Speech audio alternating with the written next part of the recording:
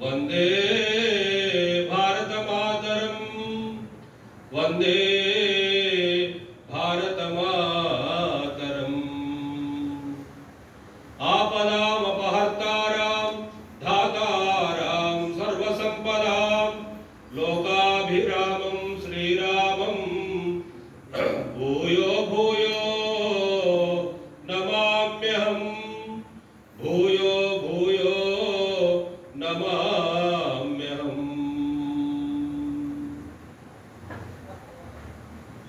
వసుదేవసుతం దేవం కంసచాణూరమర్ధనం దేవకీ పరమానందం కృష్ణం వందే జగద్గురుం కృష్ణం వందే జగద్గురుం కృష్ణం వందే జగద్గురుం. నల్లగొండ అంటే అందరూ చల్లగుండని అని కోరేటటువంటి వాళ్ళే నల్లగొండ వాసులు అని ఒక ప్రతీతి. అలాంటి నల్లగొండలో ఆత్మీయ సమ్మేళన కార్యక్రమంలో ఈరోజు ఈ సంధ్యా వేళ మనం కలిశాం. అంటే ఇది కొత్తేమి కాదు, సంవత్సరంలో ఒకసారి సంఘంలో ఎట్లయితే 6 ఉత్సవాలు ఉంటాయో విశ్వ హిందూ పరిషత్లో కూడా 7 ఉత్సవాలు ఉంటాయి. ఆ 7 ఉత్సవాలు దేశమంతటా మన పెద్ద దేశము, చాలా జనాభా కలిగిన దేశము, విస్తరణతో ఉంటున్నటువంటిది కాబట్టి ఒక్కరోజే అన్ని స్థలాల్లో చేయలేకపోతాం. కాబట్టి ఆ ఏ ఉత్సవం అయినా ఒక వారం రోజుల పాటు చేస్తుంటాం. అట్లా ఈ కృష్ణాష్టమి అనేటటువంటి కూడా మన 7 ఉత్సవాల్లో ఇదొక భాగం. కేవలం కృష్ణాష్టమిగా పండుగనే కాకుండా కృష్ణాష్టమి రోజే విశ్వ హిందూ పరిషత్ ప్రారంభమైంది కాబట్టి స్థాపనా దివస్ అనే పేరు మీద మనం చేస్తాం. ఈ స్థాపించి ఎన్ని రోజులు అయ్యిందంటే 60 ఏళ్ళు అయింది. ఈ 60 ఏళ్ళు అయిన సందర్భంగా షష్ఠ్యాబ్ది ఉత్సవాలు అని దేశమంతటనే కాదు ప్రపంచమంతటా జరుగుతున్నాయి. ఈ జరిగేటటువంటి దాంట్లో జిల్లాలో ఒక కార్యక్రమం అనుకోకుండా ప్రతి ప్రఖండలో కూడా కార్యక్రమం జరగాలి. ప్రతి ప్రఖండలో కూడా కార్యక్రమం జరిగేది ఏ విధంగా అంటే మన ఆత్మీయులైనటువంటి వాళ్ళు అందరినీ పిలుచుకోవాలి. సంఘ పరివారం ఉన్నది, ఎవరైనా ఉన్నది, హిందుత్వము ఉన్నటువంటి ఆబాల గోపాలు చిన్నపిల్లలతో మహిళలు, పురుషులు, పెద్దలు, చిన్నలు అందరినీ పిలుచుకొని మనమందరం కలిసి ఉండాలి. ఇది ఆత్మీయ సమ్మేళనం. ఈ పేరులోనే ఉంది ఆత్మీయ సమ్మేళనం. మనం అందరం ఆత్మీయులం. మరి ఆత్మీయులం అంటే ఒకటే లక్ష్యం కోసం, ఒకటి ఇది కావాలని కాంక్షించేటటువంటి వ్యక్తులందరూ, ఒకటే లక్ష్యాన్ని కోరుకున్నటువంటి వ్యక్తులందరూ, వీళ్ళందరూ కూడా. కాబట్టి అలాంటి వ్యక్తులు ఏది ఆకాంక్షిస్తున్నారో ఇది ఉంటే బాగుంటుంది, ఇది జరిగితే బాగుంటుంది, ఇలా జరిగితే బాగుంటుంది అనేటటువంటి కాంక్షించేటటువంటి వ్యక్తులు అందరూ కూడా కలుస్తున్నారు. కాబట్టి వాళ్ళందరి లక్ష్యం కూడా ఒకటే. అందరి లక్ష్యము మనసులో ఉన్నటువంటి వాళ్ళు మనకు ఆత్మీయులు అవుతారు కదా. కాబట్టి ఎవరు ఏ దిశలో ఎక్కడున్నా, ఏ బాధ్యత, ఏ పేరున్నా, ఏదున్నా ఈ లక్ష్యం కోసమే మన మనసులో అందరూ ఉన్నవాళ్ళం. కాబట్టి మనం అందరం ఆత్మీయులు. అలాంటి ఆత్మీయులందరూ కలిసి చేసుకోవాలని ప్రతి ప్రఖండలో కూడా జరగాలనేటటువంటి కార్యక్రమంతో దేశమంతటా, ప్రపంచమంతటా ఈ ఆత్మీయ సమ్మేళనాల కార్యక్రమం జరుగుతుంది. దాంట్లో భాగంగానే మనం ఈరోజు ఈ కార్యక్రమంలో ఇక్కడ కలిశాము. ఈ కార్యక్రమానికి విచ్చేసినటువంటి వేదికపై ఉన్నటువంటి కృష్ణయ్య గారు, అలాగే సంఘచాల కృష్ణయ్య గారు, ఇక్కడ నగరాధ్యక్షుడు కృష్ణయ్య గారు, మరి ఝాన్సీ గారు, అదేవిధంగా మాతృమూర్తులు, మిగతా కార్యకర్తలు, హిందూ బంధువులు, భక్తాదులకు అందరికీ కూడా స్వాగతం, నమస్కారం, జై శ్రీరామ్. అయితే ఈ కృష్ణాష్టమి రోజు ప్రారంభించడానికి ఇందాక పెద్దలు చెప్పినట్టుగా ఒకటే కాదు, అనేక రంగాల్లో అనేకమైనటువంటి పనులు కావాలని. అయితే అప్పటికే కొన్ని సంఘం ప్రారంభమే అనేక విషయాలు కొంత ప్రారంభం చేశారు. అయితే ఈ ప్రారంభం సమయంలో ఏ విధంగా దీనికి అంకురార్పణ జరిగిందంటే, మధ్యప్రదేశ్లో ఒక జడ్జి ఉంది, ఆయన సుప్రీంకోర్టులో జడ్జి. ఆయన ఇంటికి రావాలని హెలికాప్టర్లో వస్తుంటే అనేక ప్రదేశాల్లో సిలువలు కనిపించాయి. చర్చిలు, సిలువలు ఇలాంటివి కనిపించాయి. ఒకప్పుడు మా జిల్లాలో పరిసర ప్రాంతాలు అంతా కూడా సనాతన ధర్మాన్ని పాటించేటటువంటి వ్యక్తులే ఉండేది కదా. ఇక్కడ ఇలా కనిపిస్తున్నాయి ఏంటనే మానసికమైనటువంటి వేదన చెందాడు. ఆ ఊళ్ళో ఉన్నటువంటి 2-3 రోజులు కూడా కొద్ది మందితో వంచుకున్నాడు. తర్వాత కొద్దిమంది ఇంకెవరినో కలవాలన్నారు. అలాంటి అప్పుడు ఉన్నటువంటి ప్రముఖులు కొద్దిమంది కలిస్తే గురూజీ గోల్వాల్కర్ అనే ఒక పెద్ద ఆయన ఉన్నప్పుడు దేశం కోసం ధర్మం కోసం పనిచేస్తున్నటువంటి ఒక పెద్ద వ్యక్తి, మరి ఆయన దగ్గరికి వెళ్ళండి ఎవరు సలహా ఇచ్చారు. ఆయనతో కూడా చర్చించారు. చర్చిస్తే అప్పుడు గురూజీ మనసులో మెదిలింది ఏంటంటే, మిగతా సంస్థలకు కార్యకర్త పంపిస్తే ఈజీగా ప్రారంభం అవుతుంది, అంటే కొంత కష్టమైన కొద్ది రోజుల్లో సాధించుకొస్తారు. కానీ ఈ మతం మార్పిడులో హిందువులుగా జీవించేయాలి, మన ధర్మాన్ని కూడా బోధించాలి, ఉన్నటువంటి దాంట్లో నేను హిందువుగాని గర్వించాలి. మరి దీన్ని ఆ మత మార్పిడి అరికట్టి అందరికి ఒకళ్ళు వెళ్ళిన వాళ్ళని కూడా తీసుకురావాలి. ఈ పని సంబంధించినటువంటిది ఎలాంటి నిష్ఠతో త్యాగంతో చేస్తున్నటువంటి కార్యకర్తలమైనా మనం చేయలేము. ఇది సనాతన ధర్మంలో మనకు మఠాధిపతులు, పీఠాధిపతులు, స్వామీజీలు, ధర్మాచార్యులు ఉన్నారు. ఈ ధర్మాచార్యుల మాటనే ఈ సమాజం వింటది. కాబట్టి ఈ ధర్మాచార్యుల ద్వారానే ఈ విషయాన్ని తీసుకురావాలంటే అలాంటి ఒక వ్యవస్థ ఇప్పటికి లేదు. అప్పటికి కుంభమేళ ఇన్ని 800 సంవత్సరాల తురుష్కులు బ్రిటిష్ వాళ్ళ దాడులు జరిగినా అప్పటికి ఇంకా సనాతన ధర్మం ఉంది. దీనికి కూడా చెప్తారు ఏమిటంటే, సనాతన ధర్మం అని ఎందుకు పేరు వచ్చింది దీనికి? నిత్య నూతనం చిరపురాతనం. నిత్యం నువ్వు అన్వేషిస్తుంటే ఎంతైనా కొత్త ఉంటుంది. ఒక గురువు గారు చెప్పారు ఏంటంటే, ఓంకారం గురించి నువ్వు చర్చ చేస్తే కొన్ని రోజుల పాటు చేయొచ్చు, అంతటి విజ్ఞానం దీంట్లో. కాబట్టి నీ అతి పురాతనమైనది కూడా ఉంది, నిత్యం అన్వేషిస్తుంటే కొత్త విషయాలు వస్తూనే ఉంటాయి. అలాంటిదే సనాతన ధర్మం. దానికి కూడా ఒక గురువు గారు చెప్పారు ఏంటంటే, సనాతన ధర్మం అనేటటువంటి సాగరం లాంటిది, సముద్రం లాంటిది. ఆ సముద్రం దగ్గరికి నువ్వు చెంచా తీసుకొని వెళ్తావా, చెంబు తీసుకొని వెళ్తావా, బకెట్ అనా ఇంకో డ్రమ్ తీసుకుపోతావు. ఎంతది కావాలంటే నీ శక్తి కొలది నువ్వు ఎంతైనా తీసుకోవచ్చు. కాబట్టి అలాంటి యొక్క సనాతన ధర్మం మనది. అయితే బ్రిటిష్ వాడు కేవలం మన దేశమేనా, అనేక దేశాల దగ్గరికి వెళ్ళాడు. అందుకే దానికి రవి అస్తమించిన బ్రిటిష్ సామ్రాజ్యం అని పేరు వచ్చింది. అనేక దేశాల దగ్గరికి వెళ్ళి మీ గురించి మేము ప్రార్థన చేస్తామని, కళ్ళు మూసుకోండి, మీ గురించి మేము ప్రార్థన చేస్తామని తెరిచే వరకాల చేతులంతా బైబిల్స్ వచ్చాయి. అంటే చెప్పొచ్చేదంటే కళ్ళు మూసి కళ్ళు తెరిచి అంటే తక్కువ సమయంలో, సంవత్సరం 2 సంవత్సరాల్లోనే దేశం మొత్తం వాళ్ళు అనుకున్నట్టుగా మార్చేసుకున్నారు. కేవలం ఈ భారతదేశమే మార్చలేకపోయారు, ఈ సనాతన ధర్మీయులు మార్చలేకపోయారు. దీనికి వాళ్ళు రీసెర్చ్ చేసింది ఏంటంటే, ఇక్కడ ఋషి పరంపర ఉన్నది. ఇప్పుడు మనకి అన్ని కమ్యూనికేషన్ సాధనాలు వచ్చినాయి. ఒకప్పుడు ఏమీ లేకున్నా కూడా ఈ సనాతన ధర్మం నిలబడుతూ వస్తున్నది. అదేంటంటే ఋషి పరంపర, అంటే గురు శిష్యుల పరంపర. మీరు చూడండి, చాలా గ్రామాల్లో కానీ ఎక్కడైనా ఒక వృత్తికైనా, ఒక కులానికైనా, ఒక గ్రామానికైనా ఎవరో ఒకరు గురువులు, ఋషులు ఉంటారు. సంవత్సరానికి తిరుగుతూ ఆ ఊళ్ళో 4 రోజుల నుండి వెళ్తారు ఒక హరిదాసు. ఆ 4 రోజుల పాటు ఆ ఊళ్ళో ఉన్నటువంటి పెద్దవాడు ఎవరో 4 ఆదరిస్తారు ఆయన. ఆ దేవాలయంలో వాళ్ళ ఇంట్లోనూ హరిదాసులు, హరికథలు ఇవన్నీ చెప్పేది. మన సనాతన ధర్మమైనటువంటి కుటుంబాలు కూడా ఎక్కడికైనా యాత్రలకు, పుణ్యతీర్థ యాత్ర సందర్శనానికి వెళితే వచ్చేప్పుడు ఏదో సంగీత సాధనాలు ఇవన్నీ తెచ్చుకునేది. తాళాలో, తమలో, డోలో, చాలా ఇళ్లలో కూడా హార్మోనియం, తబలా, తాళాల కడిగేలు ఉండేది అనమాట. కాబట్టి ఇదంతా కూడా ఆర్ఎస్ఎస్ విశ్వ హిందూ పరిషత్ వచ్చిన తర్వాత కాదు, సృష్టి ఆరంభం సంబంధించినప్పటి నుంచే సనాతన ధర్మం ఉన్నది. అందుకనే మనం ఒక ఉదాహరణగా తీసుకుంటే, భగవంతుడు దశావతారాలు ఎత్తడం కోసం సృష్టి ఆయనే సృష్టించిన, తను దశావతారాలు ఎత్తాలంటే ఒక ప్రత్యేకమైన భూమి కావాలనుకున్నాడు.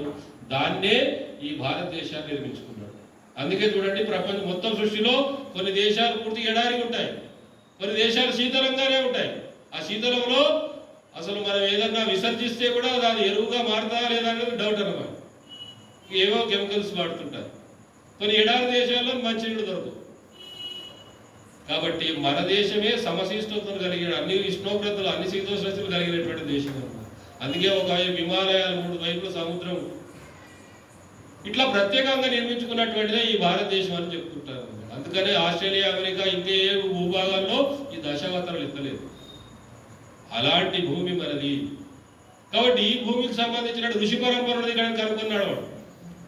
అయితే దీన్ని చేయాలనుకుంటే ఇవి శాస్త్రాలు. దానికోసం కూడా బ్రిటిష్ వాళ్ళు ఒక వ్యక్తిని పంపించారు, మ్యాక్స్ ముల్లర్ అని. ఆయన ఎక్కడ దొరుకుతాయి అంటే కాశీలో ఉంటాయి. కాబట్టి కాశీలోకి వెళ్ళారు. కాశీకి వెళ్ళి ఈ గ్రంథాలని పఠిస్తుంటే ఇంతటి ఉత్తమమైనటువంటిది ఇంకొక ధర్మం ఎక్కడ ఉందాయా అనుకున్నాడు వాడు. ఎక్కడ చదువుతూ ఉంటే, నేను ఇక్కడే గంగానది తీరంలో ఉంటానని చెప్పేసి ఇక్కడ ఉంటేనే మోక్షం కలుగుతుంది. ఒక మనిషి ఏదైనా జన్మిస్తే ఆ జన్మానికి మోక్షం కలగాలంటే ఆ భూమి ఇక్కడ ఉంది, ఆ శాస్త్రాలే ఇక్కడ ఉన్నాయి అనేటువంటి విషయం మనకు అర్థమైంది. అది అందుకని ఆయన పేరేం మార్చుకున్నాడంటే మ్యాక్సిములర్ పోయి మోక్షములర్ అని పెట్టుకున్నాడు. ఒకరోజు అమ్మవారు రాత్రి కలలో వచ్చి చెప్పింది ఏమిటంటే, నువ్వు మోక్షానికి కొంచెం దూరంలో ఉంటావు అని చెప్పింది. అంటే ఎందుకు అని అడుగుతాడంటే, అంటే నీవు ఈ భూమిలో పుట్టలేదు కాబట్టి నువ్వు సాధన చేయడం వల్ల మోక్షానికి దగ్గరికి వస్తావు, కానీ కొంచెం దూరంలో ఆగుతావు, ఎందుకు ఈ భూమిలో పుట్టలేదు. కాబట్టి మన అదృష్టం ఏమిటంటే అలాంటి భూమిలో మనం పుట్టాం, అలాంటి సనాతన ధర్మంలో మనం పుట్టాం. చాలాసార్లు మన పేర్లు మన ధర్మం మార్చుకున్నటువంటి అనేక దాడుల వల్ల, తుడుచుకుల వల్ల, బ్రిటిష్ వాళ్ళ వల్ల కొద్దిమంది మారారు. ప్రలోభాలు పెడితేనో, భయానికో, లేకుంటే ఆకర్షణలకు. కాబట్టి ఆకర్షణలు, ప్రలోభాలు, భయాలు ఈ 3 రకాల కారణాలతో మారారు. ఆ మారినటువంటి వాళ్లే కొద్దిమంది మనకు కనిపిస్తున్నారు. మన తాతలు ముత్తాతలు ఎవరి పూర్వీకులలో వాళ్ళు అన్నిటికీ నిలబడ్డారు. కాబట్టి ఈరోజు రమేష్, కృష్ణ, వెంకటేష్ ఇలాంటి పేర్లతో మనం ఉన్నాం ఇప్పుడు.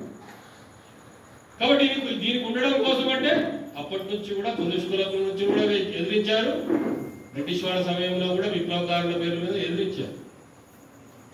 కాబట్టి మనము అనుకునేది అంటే ఏంటంటే, చాలా సార్లు ఇచ్చేసిన తర్వాత ఏ యుగం అయిన తర్వాత కలియుగం కాబట్టి భగవంతుడే 10 అవతారాలు ఎత్తడం కోసం సృష్టించుకున్న చివరిగా ఉన్నటువంటి కృష్ణుడు ఏం చెప్పాడు, వచ్చే కలియుగంలో ఇంకొక అవతారం అనేది ఉండదు.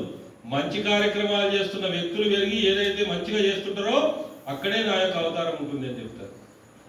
అంటే ఒక 100,000 మంది కలిస్తే ఇక్కడ భగవంతుడి యొక్క గాలి సోకుతుంది అని చెప్తారు. వేలాది మంది కలిసి ఏదైనా కార్యక్రమం చేసినా, యజ్ఞాలు చేసినా భగవంతుడు స్వయంగా ఏదో రూపంలో వచ్చి ప్రసాదం తీసుకొని వెళ్తాడని చెప్తారు. కాబట్టి మీరు చాలా యజ్ఞయాగాల్లో కూడా అనేకమైనటువంటి ఉదాహరణలు మనకు కనిపిస్తుంటాయి. మొన్ననే ఈ జిల్లాలోనే మిర్యాలగూడలో ఇలాంటి ఆత్మీయ సమ్మేళనానికి వెళ్ళి వచ్చాము. ఆ రోజు వర్ష ప్రభావంతో ఇంకొక దగ్గర పెట్టాలంటే తాత్కాలికంగా తక్కువ సమయంలో ఒక పెద్ద ఇలాంటి ప్రాంగణంలో ఇక్కడ పెట్టారు. అక్కడ అంతా కూడా పూజా కార్యక్రమం కూడా కాస్త ఇంకా మంచి వాతావరణంలో ఒక వేదిక పైన అన్ని చేశారు. అందరూ కూడా కూర్చున్నారు. కొద్దిసేపు సత్సంగ హనుమాన్ చాలీసా సంకీర్తన జరిగింది.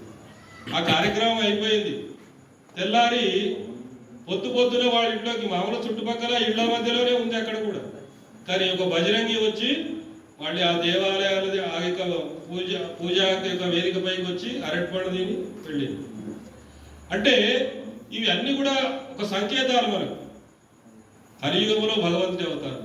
ఇంకొక ప్రత్యక్ష ఉదాహరణ చెప్పాలనుకుంటే అయోధ్య రామ జన్మభూమి ఆందోళన. కాబట్టి అందరూ వెళ్ళారు, కేవలం ఆయుధాలు పట్టుకొని వెళ్ళలేదు.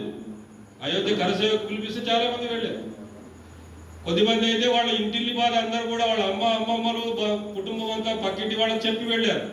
ఎందుకంటే మనం వెళ్ళేదేమి దావత్ కాదు, ఫంక్షన్ కాదు, ఇది ఒక ఆందోళన ఏదైనా కావచ్చు.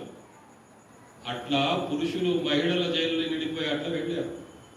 అప్పుడు కూడా ప్రపంచం ఉన్నటువంటి మీడియా కూడా అయోధ్య వైపే చూసింది. కాబట్టి అనేక బ్యారికేడ్లు పెట్టారు. 800 పైన కోట్లు ఖర్చు పెట్టాడు. దీనికి వ్యతిరేకంగా ములాయం సింగ్ అప్పుడు ఉన్నాడు.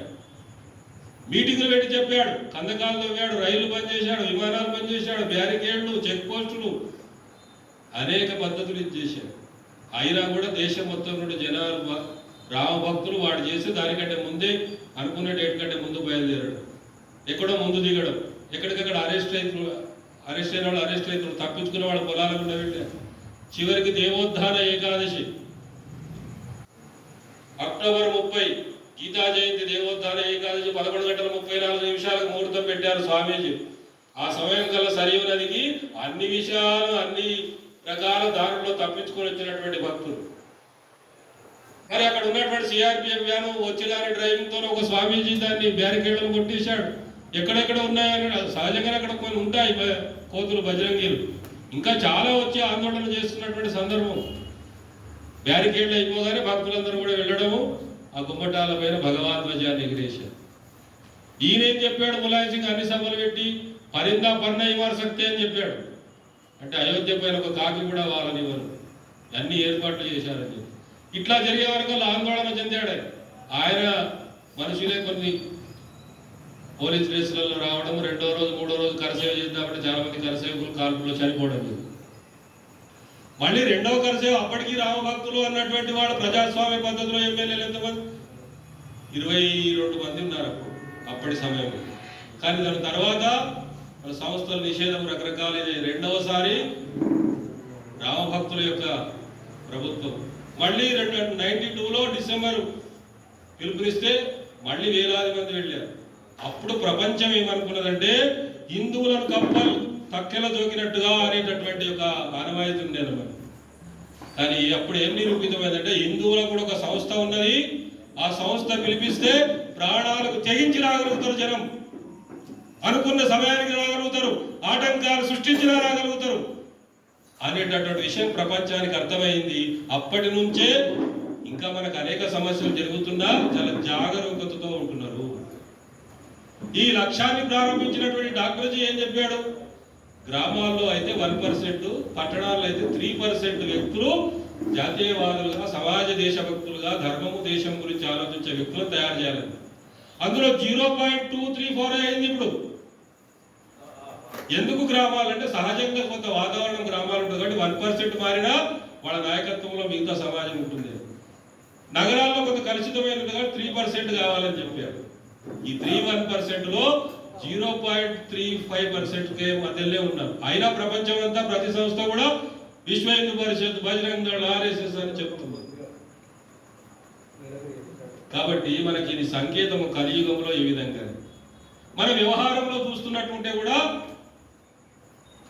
శ్రీకృష్ణుడు, చరిత్రలో అయితే శివాజీ, ఈ రెండింటిని మనం స్ఫూర్తిగా తీసుకోవాలి. ఎందుకంటే శ్రీకృష్ణుడు ధర్మాన్ని నిలబెట్టడం కోసం ఏదైనా ఏ సమయంలో ఎట్లా చేయాలి అట్లా చేశాడు, చివరికి ధర్మం నిలబెట్టాడు.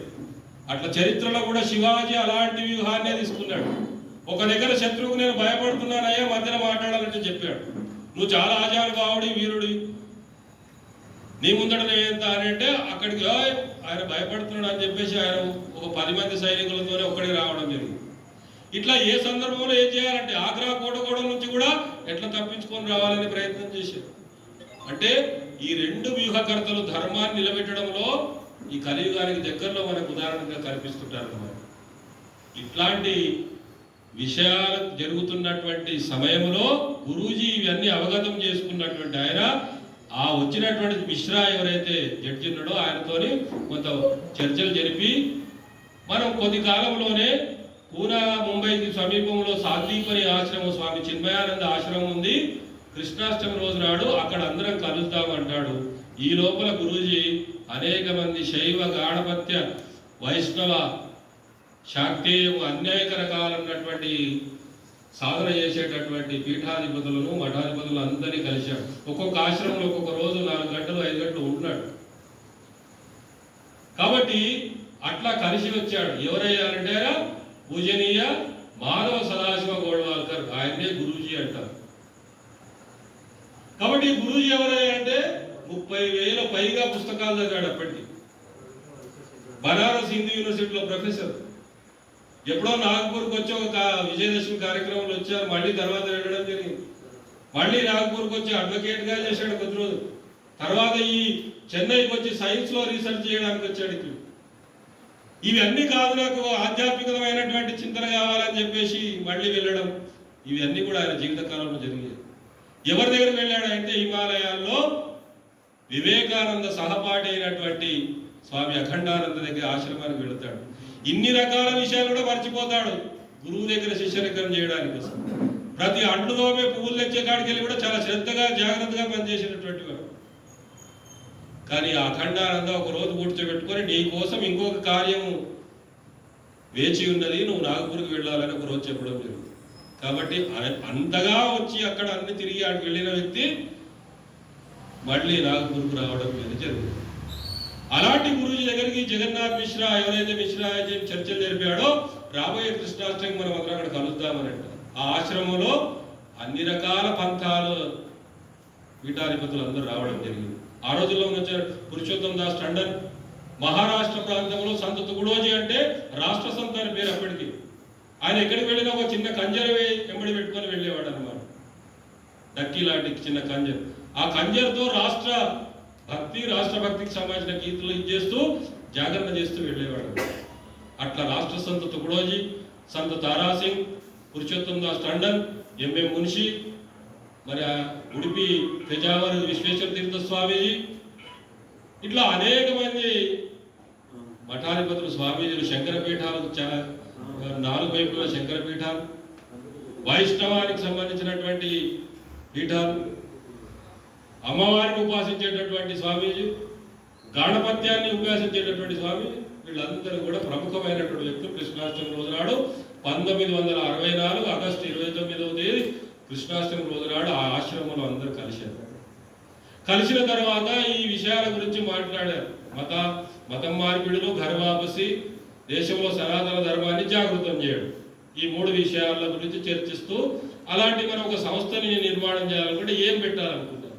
అప్పుడు అనుకున్నప్పుడు ఇది చిన్న పని కాదు, మొత్తం హిందుత్వానికి సనాతన ధర్మానికి ప్రాతినిధ్యం వహించేటటువంటిది ఉంటుంది. కాబట్టి ఈ రాష్ట్ర, ఈ దేశ ఇలాంటివి కాకుండా, ఎందుకంటే అప్పటికే సనాతన ధర్మీయులందరూ కూడా వ్యాపారం పేరు మీద, వృత్తి ఉద్యోగాల పేరు మీద విదేశాలకు చాలా మంది వెళ్ళి స్థిరపడ్డారు అప్పటికి. ఎందుకంటే ఎప్పుడో సముద్రయానాలు చేసి వ్యాపారాలు చేసినటువంటి వ్యక్తులు మన దగ్గర ఉన్నారు. ఎందుకంటే ఇది అన్నపూర్ణ, రత్నగర్భ లాంటి పేర్లు ఎందుకు వచ్చాయి? పూర్వకాలం నుండే రకరకాల ఓడలు, రకరకాల పద్ధతిలో వ్యాపారాల దృష్ట్యా, ఉద్యోగ వృత్తుల దృష్ట్యా విదేశాలకు వెళ్ళినటువంటి చాలా మంది సనాతన ధర్మీయులు. కాబట్టి అప్పుడు ఏమని ఆలోచించారంటే, ఇది విశ్వం అనేటటువంటి పేరు ఉండాలని విశ్వ హిందూ పరిషత్ అని నామకరణం చేసి ప్రారంభించారు. విశ్వ హిందూ పరిషత్ అంటే ఏమిటంటే, విశ్వంలో ఉన్నటువంటి హిందువులకు అందరికీ ప్రాతినిధ్యం వహించేటటువంటి సంస్థ ఇది. కాబట్టి అలాంటి విశ్వ హిందూ పరిషత్లో నేనున్నాను అనేటటువంటి హిందూ జాగరణ జరగాలి, సనాతన ధర్మ జాగరణ జరగాలి. అట్లానే గర్వాపసి పోయిన వాళ్ళని తీసుకురావాలి, ఉన్న వాళ్ళని పోనీయకుండా నిలబెట్టే ప్రయత్నం చేయాలి. ఎవరైనా వెనుకబడినట్టుంటే వాళ్ళకి సేవ చేసే ప్రయత్నం చేయాలి. కాబట్టి ఆ స్వామీజీలు అందరూ, అప్పటికే కుంభమేళా జరిగేది కానీ తాత్కాలికంగా జరుగుతుండేది. ఆ ప్రారంభించినటువంటి 2 సంవత్సరాల తర్వాత వచ్చే కుంభమేళను ధర్మ సంసద్ పేరిట కుంభమేళ జరగాలని అనుకున్నారు. అప్పుడే దానికోసం అనేకమైనటువంటి ప్రదేశాలకు అప్పుడున్నటువంటి పరిస్థితుల్లో వెళ్ళారు. ఆ జరగబోయే ప్రయాగరాజులో కుంభమేళలో ఇంకా వేలాది మంది స్వామీజీలు ఒక వేదిక మీద కూర్చోబెట్టగలిగారు. వచ్చినటువంటి కుంభమేళలో సనాతన ధర్మీయ భక్తులు అనేక మంది వస్తుంటారు 12 సంవత్సరాలకు. కానీ ఆసారి ఎక్కువగా విశేష ప్రయత్నం చేశారు, లక్షలాది మంది వచ్చారు. ఈ ధర్మ సంసద్ వేదిక మీద వేలాది మంది స్వామీజీల సమక్షంలో ఒక మంత్రాన్ని, ఒక విషయాన్ని ఒక్కొక్క స్వామీజీ మాట్లాడి చివరిగా ముక్తకంఠంతో ఒక విషయాన్ని, ఒక మంత్రాన్ని ఉపదేశించారు. అదే సమరసతా మంత్రం అని ఇప్పుడు పేరు. ఆ సమరసతా మంత్రమే అందరికీ కూడా ఘోషిస్తున్నట్టుగా మన సంస్థలకు, కార్యకర్తలకు అందరికీ గుర్తుండాల్సినటువంటి విషయం. అదేమిటంటే, హైందవ సోదరా సర్వే నా హిందూ పతితో భవే, మమ దీక్షా హిందూ రక్ష, మమ మంత్ర సమానత అనేటటువంటి చెప్పారు. హిందువులైనటువంటి వాళ్ళందరూ నా సహోదరుడే. నా హిందూ పతితో భవే, ఏ హిందూ కూడా పతితుడు కాదు, అటరాని వాడు కాదు. అలాంటి దీక్షనే నా యొక్క దీక్ష. ఆ విషయాన్ని పాటించేటటువంటి మంత్రాన్నే నేను తీసుకొని వెళ్తాను అనేటటువంటిది సమాజానికి ఉద్బోధించారు. అప్పటి నుండి ఒక తీర్మానం చేశారు, ప్రతి 12 సంవత్సరాలకు ఒకసారి జరిగే కుంభమేళలో హిందూ సమాజానికి అవసరమైనటువంటిది ఏదో ధర్మ సంస్థలుగా, ఆచార్యులుగా, స్వామీజీలుగా మీరు ఈ హిందూ సమాజానికి మార్గదర్శనం చేయాలి అని మన విశ్వ హిందూ పరిషత్ సంస్థాగతంగా వాళ్ళ ధర్మ సంస్థలను కోరింది. అప్పటి నుండి ప్రతి 5 సంవత్సరాలకు, 10 సంవత్సరాలకు ఒకసారి ధర్మ సంస్థ అనేది జరుగుతూ వస్తున్నది క్రమంగా. దానికోసం జాగృతి జరగాలనుకుంటే ఏకాత్మత రథయాత్రలు అని చెప్పేసి ఒక కార్యక్రమం పెట్టారు అప్పుడు స్వామీజీలు. ఇంకొక కుంభమేళాలు చెప్పారు, ఈ సంవత్సరం అంతా మనకు యజ్ఞాలు చేయాల్సినటువంటి అవసరం ఉన్నది అని. అట్లా ఒక్కొక్క సంవత్సరం కానీ, ఒక 6 నెలలకు వచ్చేటటువంటి అర్ధ కుంభమేళ కానీ, 12 సంవత్సరాలకు వచ్చే కుంభమేళలు కానీ, ఆ 6 సంవత్సరాల్లో అవసరమైనటువంటి ఏవి చేయాలి, సనాతన ధర్మీయులు యజ్ఞాలు చేయాలా, లేకపోతే ఏ కార్యక్రమం చేయాలి, ఏ మంత్రాన్ని ఉపాసించాలి, ఏమి చేస్తే ఈ కాలానికి మంచిది, ప్రజలకు మంచిది, భక్తులకు మంచిది అనేటటువంటి విషయాలను మనకు ఈ కుంభమేళ ద్వారా బోధిస్తున్నారు. ఆ ఏకాత్మత రథయాత్రనే అటక్ నుండి కటక్ వరకు, కాశ్మీర్ నుండి కన్యాకుమారి వరకు ఈ 4 స్థలాల్లో ప్రధానమైనటువంటి రథాలు బయలుదేరితే దానికి ఉపరథాలుగా కొన్ని వందల రథాలు బయలుదేరాయి. ఆ బయలుదేరినటువంటి రథాలు భారత మాత ఏకాత్మత రథయాత్ర. దాంట్లో గంగా యమున సరస్వతికి సంబంధించినటువంటి కలశాలను, నీళ్లను తీసుకొని దాని ద్వారా సమాజ జాగృతి కోసం వెళ్ళారు. తర్వాత మళ్ళీ అయోధ్య ఉద్యమం సంబంధించినట్టు అప్పటికే 400 సంవత్సరాల నుండి భక్తులు అనేక మంది త్యాగాలు చేశారు. తాళాలు వేస్తే విడిపించే ప్రయత్నం చేశారు. బాబర్ గారు కూలగొడితే రాముని రక్షించుకున్నారు. ఇన్ని ప్రయత్నాలు చేస్తున్నా ఇంకా జరుగుతున్నది. అప్పుడే విశ్వ హిందూ పరిషత్ ఈ ఆందోళన ఈ సంస్థ చేపడుతుందని ఒక కుంభమేళ ధర్మ సంస్థలో అందరూ అనుకొని ఈ యొక్క ఆందోళన విశ్వ హిందూ పరిషత్ తీసుకోవడం జరిగింది. తీసుకున్న తర్వాత అనేక కార్యక్రమాలు ఈ దేశంలో జాగరణ చేసింది. ఒక రామజ్యోతి యాత్ర, రామశిలాకు సంబంధించిన శిలా పూజలు, ఆ శిలా పూజలు చేస్తున్నారు. దానికోసము అందరూ ధర్మ సంస్థ విశ్వ హిందూ పరిషత్ పెద్దలంతా కలిసి చర్చించుకుంటప్పుడు విష్ణుహరి దాల్మియా, సింఘానియా ఇలాంటి ఒక నలుగురు ఏం చెప్పారంటే ఈ దేవాలయాన్ని మేము నిర్మిస్తామని చెప్పారు అనమాట. కానీ అందులో ఉన్నటువంటి స్వామీజీలు మన విశ్వ హిందూ పరిషత్ పెద్దలు ఏం చెప్పారంటే ఇది ఎవరో ఒకరిద్దరు కట్టొద్దు, ఇది సమాజం మొత్తానికి ప్రాతినిధ్యం వహించేదిగా జరగాలి. కాబట్టి ఈ జరగాలి అని అనుకుంటే సమాజం మొత్తానికి ఈ యొక్క ఆందోళన ఈ యొక్క సంకేతం వెళ్ళాలని ప్రతి దగ్గర శిలా పూజలో పూజించాలి. ఆ పూజతో ప్రతి హిందూ కూడా రూపాయి పావులకు తగ్గకుండా సమర్పించాలి, వాళ్ళన్నీ రావాలి. ఆ కార్యక్రమం జరిగింది. రామజ్యోతుల యాత్ర, రామశిలా పూజ, తర్వాత ఒక యజ్ఞాలు. మొన్నటికి మొన్న మనది అనేక కేసులు తీర్పులు అయినాయని మనకు తెలుసు. దానికోసం పుల్లారెడ్డి వాళ్ళు లాంటి వాళ్ళు కూడా మరి ఆయన కోశాధికారిగా ఉన్నారు విశ్వ హిందూ పరిషత్ కానీ చాలా కాలం.